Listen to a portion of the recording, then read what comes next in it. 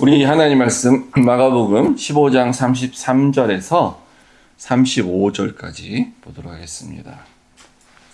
평생 항상 해야 되는 질문이 있다 그러면 이제 그걸 우리가 일생의 질문이다라고 말할 수 있겠죠. 물론 한 번만 할 수도 있어요. 근데 이제 계속해서 할 수도 있는 그런 질문이죠. 어떤 사람은 딱 한 번만 할 수도 있는 거고, 그런 건데 그 질문이 뭐냐면 어찌하여 나를 버리셨나이까 라는 질문 우리가 한 번 내신 두 번 더 많이 할 수도 있게 되고, 또 내 문제가 아니어도 다른 것 때문에 그 질문을 계속 할 수도 사실은 있는데, 이제 오늘 우리 예수님의 그 말씀 가운데서 그런 게 나오죠. 본문 한번 보도록 하겠습니다.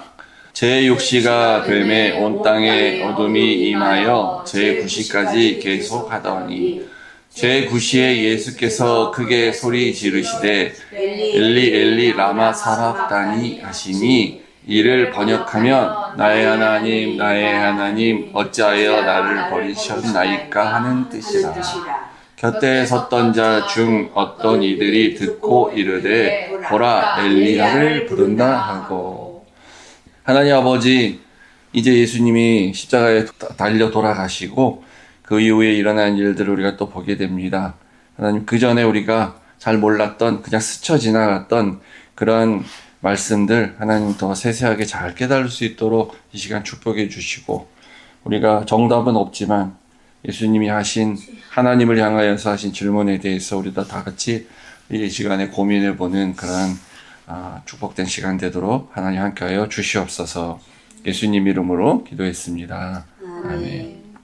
기독교 서점에 가면은 이제 기독교 용품들도 많이 팔죠. 벽에다 우리 집에 걸어놓을 만한 그런 좋은 성경 문구나 그림이 있는 그런 이제 벽걸이, 액자나 포스터 이런 것들을 이제 팝니다. 그래서 우리가 이제 걸어놓기도 하잖아요. 그래서 그런 것들을 제가 인터넷에서 이렇게 찾아봤는데, 주로 이제 미국 거만 찾아봤어요. 그것만 나오길래. 예를 이런 거 있죠. 봐도 뭔지 아시겠죠?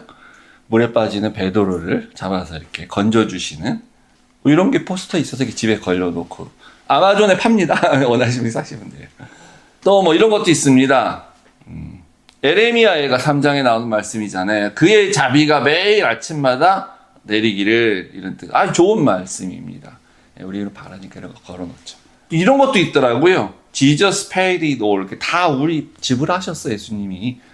이걸 이제 액자로 영수증 같이 해서 이렇게도 걸어놔요.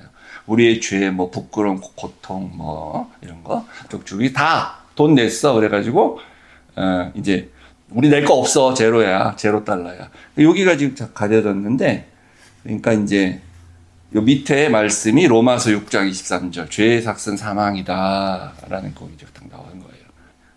이런 거 제일 많이 듣는 것 같아요. 빌립보서 4장 13절. 내게 능력 주시는 자 안에서 내가 모든 것을 할 수 있냐, 이런 말씀. 이런 거. 너무 좋죠? 이게 다 좋은 내용만 당연히 걸어놔 있지. 뭐 안 좋은 걸 걸 수는 없잖아요, 당연히. 근데 지난번에 한번, 다른 설교 시간에 보여준 사진이 있는데, 이런 것도 있어요. 이 모래 위에 발자국이라는 이런 것도 이제 포스터로 있는 겁니다. 요거 이제 제가 무슨 내용인지 한번 소개해 드렸죠? 기억나실지 모르겠는데, 창작한 거니까. 어떤 사람이 이제 꿈을 꿨는데 해변을 자기가 거닐고 있었어요.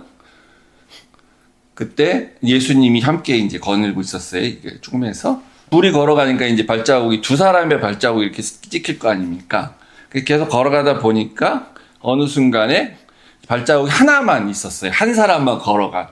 근데 자기 인생을 이렇게 돌아보니까, 이때가 내가 가장 힘들고 어려웠을 때인데, 왜 예수님, 이렇게 평탄할 때는 같이 내 옆에서 같이 가시다가, 왜 내가 제일 힘들 때는 나 혼자 가게 하셨습니까? 이렇게 했더니 예수님이, 그게 아니다. 내가 그때는 너를 저렇게 업고 간 거예요. 저 그림 있잖아요. 그래서 그거 내 발자국이야. 이렇게 그런 얘기 하신 거니까, 혼자 버려진 것 같았지? 아니지롱. 이렇게. 네가 몰라서 그래. 나는 너와 항상 같이 있어. 이렇게 얘기하신 거예요. 얼마나 은혜가 됩니까? 위로가 되고. 그리고 실제로 이제 하나님이 우리와 함께 하시겠다, 너와 함께 하겠다 하시고 하셨으니까 틀린 얘기는 아니에요. 그러니까 우리가 이거를 이제 인생을 돌아보고 나중에 이렇게 우리의 신앙이 고백이 되어져야 되는 거죠. 항상 하나님이 함께 하셨다. 근데 그걸 고백을 안 하면 어떻게 됩니까? 나 혼자 그때 가셔서 그때 하나님이 나한테 없었어. 그러니까 하나님 어찌하여 나를 버리시나이까 하고 자기도 하나님을 버리는 거지. 그때 그렇게 되면은.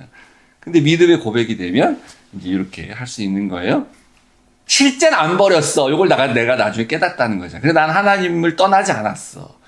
근데 못 깨달은 사람은 나 교회 안 다녀. 나 예수 더 이상 안 믿어. 이렇게 되는 거잖아요.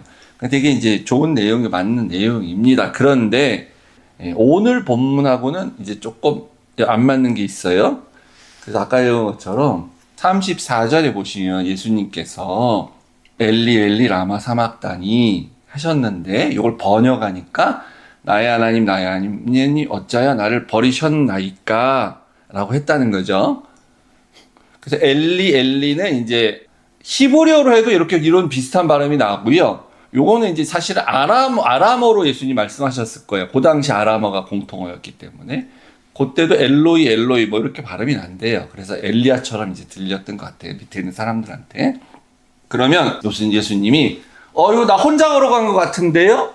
이렇게 하나님한테 아까 그 그림처럼 얘기하셔서 하나님이 아니야 내가 너를 그때 업고 간 거야 이렇게 하시는 거 아니야. 요건 분명히 뭐냐면 요건 진짜 버리신 거예요. 예수님이 버렸다고 얘기하신 거예요. 지금 나 하나님으로부터 버림을 받았어. 진짜 하나님 버리신 거예요. 그래서 이게 이제 여러 가지로 의미도 붙이고 신학적 해석도 하고 히브리서에 나온 걸 가지고 이제 또 간접적인 추측과 해석도 하고 그러는데 사실은 이게 정확히 뭘 말하는가를 얘기하기 굉장히 어려워요. 알 수도 없는 거고 사실. 근데 이제 정답이 뭔지는 모르지만 우리는 그러나 추측을 하고 정답보다는 이건 여러 가지 많은 대답이 있을 수 있다라고 이걸 우리가 받아들일 수 있는 거예요. 그래서 요 부분을 원래는 이제 뒷부분까지 본문을 잡았다가 이거 좀 길어질 것 같아서 제가 요 앞부분 하고 뒤에 또 해야 되겠다. 뭐 휘장이 찢어지고 뭐 그런 거 뒤에 나오잖아요. 백부장이 막 고백을 하고 다음에 하기도 이제 해야 되겠다 하고 여기 했는데 이 34절에 대한 얘기를 하기 전에 저희가 옛날 게 생각이 나서 33절을 잠깐 보겠습니다. 이제 제6시가 되어서 예수님 십자가 달리셨어요. 제6시가 되어서 어둠이 온 세상에 이제 온 땅에 어둠이 내렸어요. 근데 6시가 무슨 시간이냐면은 낮 12시예요. 이거 히브리식으로 6시인데 낮 12시입니다. 정오 시간. 그러니까 되게 밝을 시간이에요, 당연히. 그런데 아까 이제 위에 24절인가에 보면 예수님은 언제 달리셨냐면은 제3시에 달렸어요. 그러니까 9시, 오전 9시에 십자가에 이제 이렇게 달려진 거예요. 마가는 이제 특별히 이거를 뭐 정확하게 그 시간 아니지, 당연히 그 시가 있는 것도 아니고 어떻게 3시간 단위를 끊어서 이렇게 얘기했습니다. 근데 그 어둠이 제9시까지, 즉 오후 3시까지 3시간 정도 이제 전체적으로 깜깜하게 어두워졌다는 거죠. 요 일이 일어났어요, 요때. 그래서 예수님의 죽음과 관련돼서 일어난 초자연적인 현상 중에 하나인데, 그래서 요때 일식이 일어난 게 아니냐 이렇게 주장하는 사람도 있는데 그 일식이 아니에요. 왜냐하면은 개기일식이 일어나는, 우리 얼마 전에도 여기 잠깐 있었죠. 태양과 지구 사이에 달이 이렇게 싹 정확하게 들어와서 딱 정확하게 태양과 지구의 400배의 그 축소된 거리에 딱 있어요, 달이. 그래서 이 달이 정확하게 일직선에 딱 들어오면 완전하게 해를 포개가지고 지구의 깜깜한 그림자가 이렇게 딱 지게 하는 거예요. 그때 잠깐. 개기일식이에요, 그게. 그러니까 이제 전지구적으로는 일어나지 않고, 이제 나머지 지역에서는 부분 일식이 일어나고, 개기일식적으로 특정한 어느 위도에 있는 지역에 딱 일어나는 건데, 보시면 알지만, 이렇게 해가 슥 지나가요. 조금 있으면 금방 빛이 나와. 오래 이렇게 3시간씩 있지 않아요, 당연히. 완전히 가려지는 그 순간에만 이렇게 돼요. 그리고 이제 천문학적으로 그렇게 보지 않아도 이때가 6월절이잖아요. 6월절인데 6월절이란 건 뭐냐면요. 음력으로 보름이 될 때가 6월절입니다. 그 말은 뭐냐면 달이 지구 뒤로 가 있는 때예요. 그래서 달이 이제 밤에 환하게 보름으로 보이는 거거든요. 근데 이때 그러면 어떻게 이렇게 어두워진 거냐? 그러니까 그게 유일한 가능성은 뭐냐면은 구름이 다 낀 거예요. 구름이 완전하게 깜깜해질 정도로, 구름이 먹구름이든 흰구름이든 완전히 빛을 차단할 정도로 끼어서 하늘에 구름이 꽉 차서 어두워진 거예요, 이게. 그거 실제로 가능합니다. 우리도 가끔 보잖아요. 먹구름 많이 낀 날은 어둡잖아요, 상당히. 낮인데도 먹구름 막 끼면은. 그래서 이제 구름이 하늘을 덮은 건데, 창세기가 그래서 생각이 납니다. 제가 창세기 9장을 설교 드릴 때에 말씀을 드렸는데, 다시 여러분 이제 오늘은 자세히 못하니까 다시 이제 들어보시길 바랍니다. 유튜브에서. 창세기 9장 11절부터 16절을 잠깐 보겠습니다. 노아 홍수가 이제 다 거치고 노아가 자기 방주에서 가족들하고 다 나왔을 때 하나님께서 이런 말씀을 주셨어요. 내가 너희와 언약을 맺겠다. 너희와 언약을 세울 건데 11절 보세요. 다시는 모든 생물을 홍수로 멸하지 아니하실 것이다. 땅을 멸할 홍수가 다시는 없어 이제는. 이렇게 약속을 했단 말이에요. 그리고 나서 증표로 뭘 줬냐면 13절에 무지개를 뜨게 했다. 무지개를 하늘에 띄운다는 거예요. 내 무지개를 구름 속에 두었다 내가. 그게 너와 세상사의 언약의 증거다. 그러니까 요거는 그때 사람들이 딱 들었을 때 그 전까지는 무지개란 걸 본 적이 없다고 가정을 했을 때, 무지개가 어떤 자연현상적으로 일어나지 않았다고 봤을 때, 무지개는 언제 생깁니까? 비가 막 오다가 해나면은 무지개가 딱 생기잖아요. 그러니까 사람들이 비가 막 오기 시작했을 때는 이거 또 홍수가 지어갖고 다 죽는 거 아니야? 막 이렇게 걱정을 하다가 무지개가 딱 뜨면은 하나님이 이제 비를 그쳐주셨구나. 이제 홍수를 우리 멸하지 않는다고 약속하셨지. 이제 그때는 그렇게 생각을 했을 거예요, 당연히요.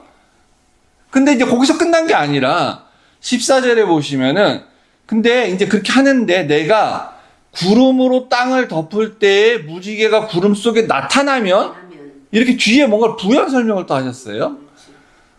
근데 잘 생각해 보세요. 구름이 땅을 덮을 정도로 구름이 있으면요, 무지개는 안 뜹니다. 그런 날은 무지개 안 생겨요. 그 당연한 얘기잖아요.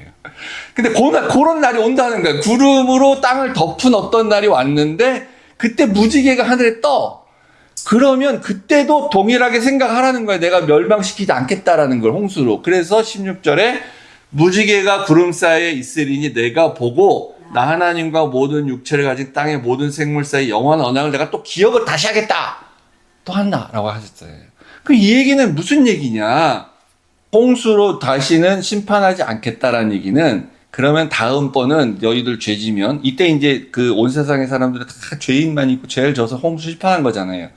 야, 다음에는 이제 물론 아니야. 다음엔 내가 불로 심판할 거야. 다 멸할 거야, 그 다음에. 그 다음 또 죄지면은 내가 지진으로 이제 다 멸망시킬 거야. 그 다음에 이제 이게 이렇게 21세기가 되면은, 야, 그때는 너희들 죄 지면 내가 핵폭탄을 터뜨려갖고 다 멸망시킬 거야. 이렇게 한다는 게 아니잖아요. 그게 아니고, 앞으로는 그렇게 심판을 안 한다는 말씀이에요. 그러니까. 전 인류를 다 죽이는, 노아의 가족 빼고 다 죽인 그런 심판을 이제 안 한다는 겁니다. 안 하고, 어떻게, 왜 안 하냐? 그러면은, 그 사람들이 더 이상 죄를 안 짓냐? 아니에요. 죄는 계속 져요, 사람들이. 근데 하나님이 심판을 안 하는데, 참으시는 거죠. 그러니까 참으시고, 다른 방법을 낸다는 거예요. 다른 방법. 심판하지 않고 사람들을 올바르게 살 수 있게 하는, 사람들을 구원하는 다른 방법을 낸다는 거. 어떻게 내냐? 용서하심으로써 낸다는 거예요. 용서하심으로. 어떻게 용서를 하냐? 우리가 이제 신약에 와서 알았잖아요. 하나님이 사람들을 멸망하지 않는 유일한 방법은 용서하는 거예요. 용서하는 유일한 방법은 예수님이 십자가에서 달려 돌아가셨기 때문에 용서가 가능하잖아요. 우리가 해결해서. 그러니까 예수님 죽을 당시에 이 어둠이 3시간 동안 깔렸다고 하는 거는, 신학적으로 이건 이제 이 어둠이라는 거는 이제 그 어떤 죄를 상징한다고 할 수 있고요. 죄가 너무너무 온 세상의 죄를 다 지고 죽으시니까 이게 아주 그냥 캄캄한 암흑 같은 그런 거다. 이렇게 빛이 전혀 의의 빛이 들어올 수 없는 죄의 상태, 이걸 다 예수님이 안고 죽으시니까 그런 구름이 꼈다라고도 이제 볼 수도 있어요. 그런 상징적 면에서. 그러나 이 구약하고 생각해 보면은 이때 예수님이 십자가에 달리심으로써 용서가 일어나니까 더 이상 물로나 불이나 모든 것으로 세상을 하나님 심판을 안 하시게 되는 거예요.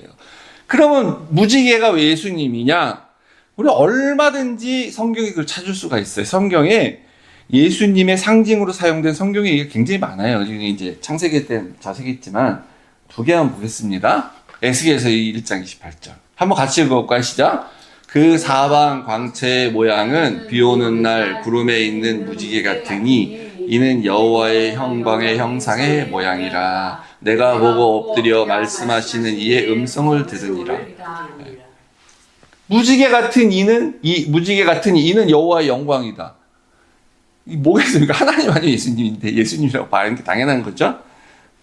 또 하나 볼까요? 계시록 요한계시록 14절 시작. 내가 또 보니 힘센 다른 천사가 구름을 입고 하늘에서 내려오는데 그 머리 위에 무지개가 있고 그 얼굴은 해같이 그 밝은 불기둥 같으며. 예수님 얘기하는 거예요, 이게.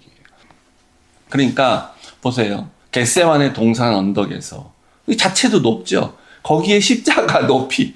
예수님 밑에서 예수님을 이렇게 바라보고 십자가 달리신 예수님을 바라보면 하늘에 달리신 예수님을 보게 되는 거예요. 이게 사람이 구름 속에 있는 하늘 예수님 같은 구름 속에 무지개가 걸린 그런 상태가 똑같이 되는 거예요. 예수님이.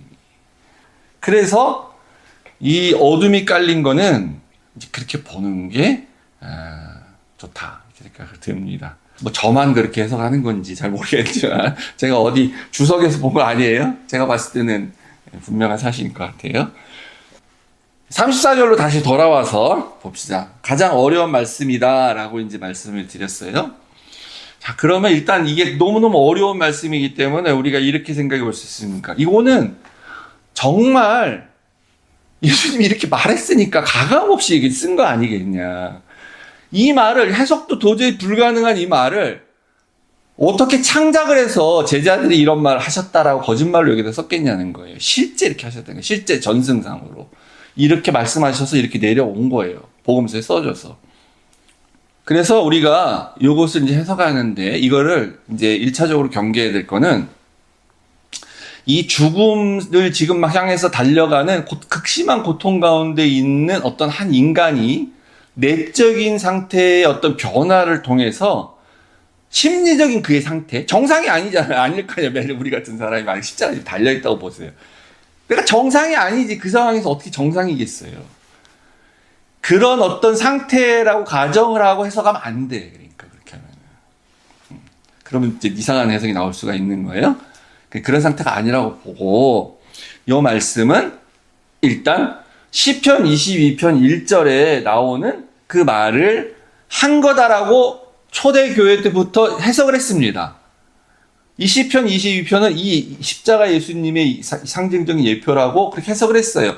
이건 다윗의 얘기인데 이게 왜 예수님의 그 이제 이 이력을 얘기하는 거냐 하는 건 이제 또 많은 설명이 있는데 어쨌든 이건 반론의 여지가 없어요. 다 그렇게 받아들여요.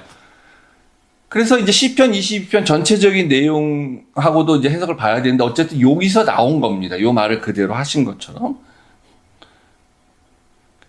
이 말은 도대체 어떤 신학적 의미를 가질 수 있을까? 굉장히 대답하기 어려운 거기 때문에 그러니까 이제 유일한 방법은 정확히 알 수도 없고 정답이 뭔지도 모르고 정답이 있지도 않고 그러니까 이럴수록 좀 단순하게 그냥 생각해 보는 수밖에 없을 것 같아요. 왜냐하면 너무나도 중요한 진리이고 중요한 메시지인 것 같은데 막 복잡하게 우리가 생각하면 더 오히려 복잡해지고 미궁에 빠져 답도 모르겠고. 그럼 하나님께서 이렇게 정말 중요한 어떤 그런 이제 이 구원 사역에 있어서 진리에 가까운 정말 너무나 중요한 이런 것들을 막 복잡하게 해가지고 우리가 막 모르게 하려고 하시지 않으셨겠죠, 당연히. 직관적으로 우리가 알 수 있게 했다라고 보고 그냥 오히려 단순하게 생각해서 우리가 받은데 그러나 그게 다는 아닐 수 있는 거야. 그래서 우리는 끊임없이 묵상을 해야 되는 거야. 끊임없이 묵상을 하면 새로운 대답이 나올 수 있는 거예요. 항상 언제든지 이 말씀에 대해서. 예수님은 왜 이런 말씀을 하셨을까? 그리고 이 말을 할 때 예수님의 그 상태는 어떤 건가? 우리가 알 수가 없거든요, 도저히. 그냥 끊임없이 묵상을 하면 간접적으로 좀 경험할 수 있다고 생각이 듭니다. 첫 번째 알 수 있는 거는 이 모든 신학자들이 다 하는 얘기인데 이때 예수님의 말 그대로 하나님과 예수님이 삼위일체 하나님이시잖아요. 그런데 그 삼위일체 성령님까지 해서 삼위일체 하나님의 그 관계를 그 삼위일체라는 건 우리는 아는데 근데 정확하게 어떤 상태라는 걸 우리가 문학적으로든 물리적으로든 무슨 뭐 수학적으로든 설명을 할 수가 없어요. 그냥 아는 거야. 그리고 우리는 부분적으로만 설명해요. 요런 것일 수 있겠다. 요런 것일 수 있겠다. 그러니까 어떨 때 틀려. 어떤 건 또 안 맞을 수도 있어요. 정답이란 걸 우리가 알 수가 없기 때문에. 어쨌든 그렇게 일체, 그대로 말 표현대로 삼위일체인데, 한 몸과 같은 일체인데, 거기서 분리가 됐다는 거죠. 성부 하나님과 성자 예수님 분리가 된, 완전히 단절된 상태라는 거예요. 그렇게 말로 이거 설명이 가능해요. 근데 그럼 그건 뭐냐? 우리가 어떻게 알아, 그걸? 그래서 우리가 죄를 지면 어떻게 해야 된다고 우리가 말합니까? 기독교의 기본 진리, 아주 기본에서 얘기해 볼 때, 우리가 죄를 지면 어떻게 된다고 얘기를 해요? 하나님으로부터 우리가 분리가 돼서 영적으로나 육적으로 죽게 된다고 얘기하죠. 그죠? 그러니까 예수님도 단절된 상태라는 건 그와 유사할 거예요. 우리가 하나님으로부터 죄를 져서 분리된 상태라는 거. 근데 우리는 그게 죽음이다라고 받아들이고 있어요. 영적으로도 죽고, 뭐 더 다른 말로 하면 우리 그럼 지옥 가는 거야. 우리 구원받지 못하는 거야. 이렇게 말하잖아요. 근데 문제는요, 다시 한번 생각해 보세요. 우리도 그게 정확히 어떤 상태인지 사실 몰라요. 우리가 하나님과 단절됐다는 걸 살아서 경험해 본 사람이 없어, 아무도. 그거 그냥 말만 들어서 단절됐다, 죽는 거다, 지옥 간다 이러는 거지. 누가 정확히 알아, 이걸? 내가 하나님으로부터 붙어 있었는데 죄를 져서 단절됐어, 끊어졌어. 그러면 내가 그걸 무슨 체험을 하나요? 그 상태로 느낄 수 있어요? 그 상태가 어떤 상태인지 우리가 알 수가 있어요? 몰라요, 전혀. 알 수가 없다고요. 그러니까 주관적으로 고백하는 거지. 그러면은 어떻게 해야 되냐? 그러니까 그게 유일한 방법은, 이제 우리는 경험을 해보지 못했어요. 그리고 우리는 죄를 용서받아서 우리는 구원받았어요. 그러니까 우리는 단절돼 있었는데 다시 예수님 때문에 하나님과 이어졌잖아요. 우리 죄를 용서받았기 때문에. 그러니까 우리는 이제 단절되지 않아요. 우리 구원받아요. 영적으로 하나님과 붙어 있어요. 그런데 우리는 이 단절을 어떻게 할 수 있냐? 경험해 본 적도 없고, 우리는 이미 다시 또 붙었는데, 그러니까 유일한 방법은 진짜 단절돼서 경험해 본 사람이 예수님이잖아요. 진짜 단절돼 본 경험을 해본 사람이. 그러니까 예수님의 경험이 나의 경험이 되는 수밖에 없는데, 예수님이 내가 단절돼 보니까 이렇다 얘기하지 않았잖아요.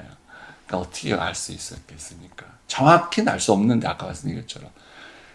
묵상으로 가능해.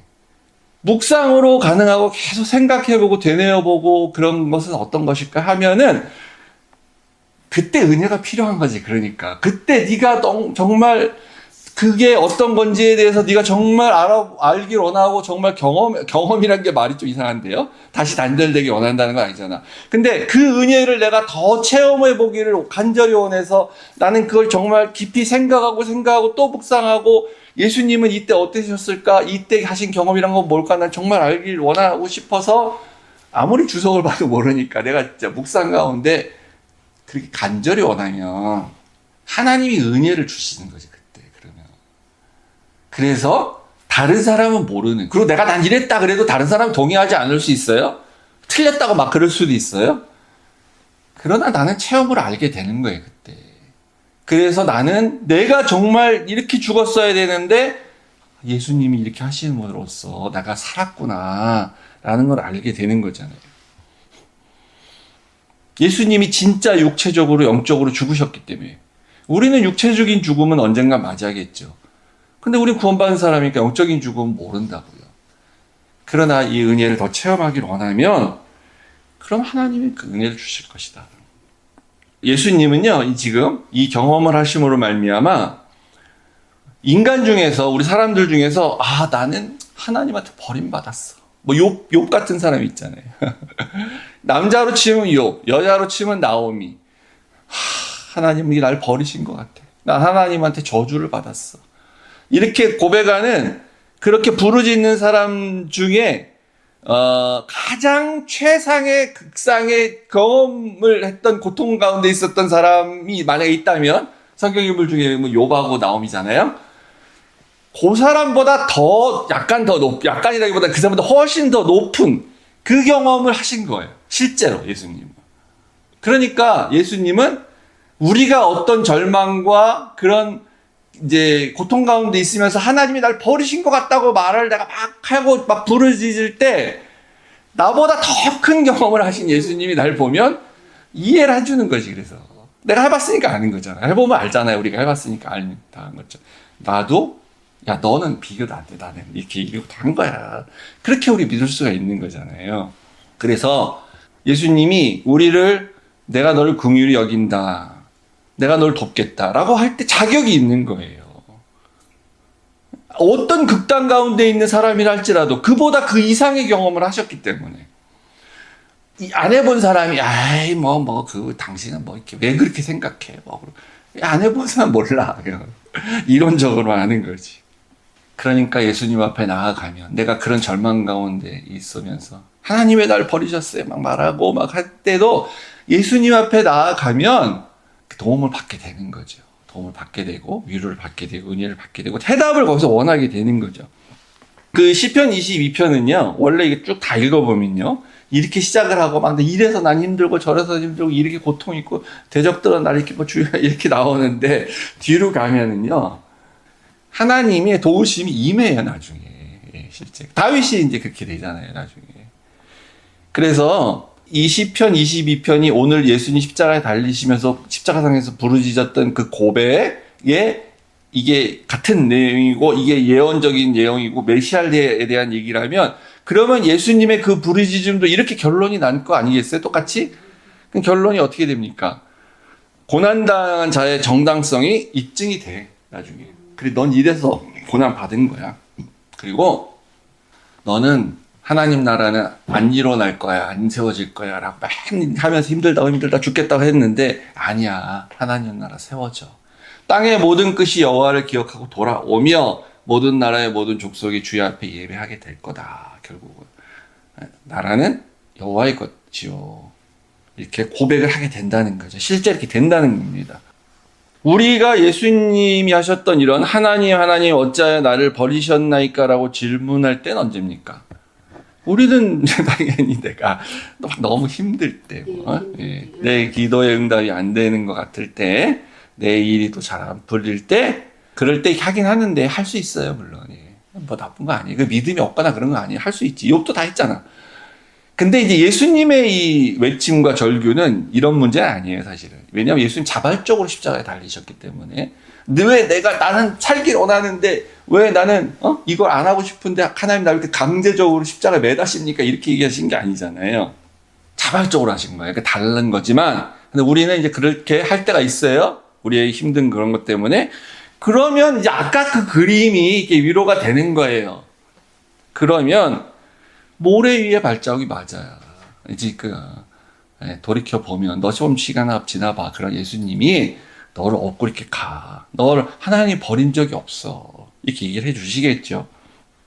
근데 우리 이제 그런 차원을 넘어서서 우리의 이 부르짖음이 왜 나를 버리셨습니까? 이게 나 개인적인 문제가 아니고 예수님도 그러셨던 것처럼 그게 아니고 나는 정말 의인으로 살고 싶은데 왜 도대체 이 세상에서 의인이 고난을 받고 있는 건가 계속해서.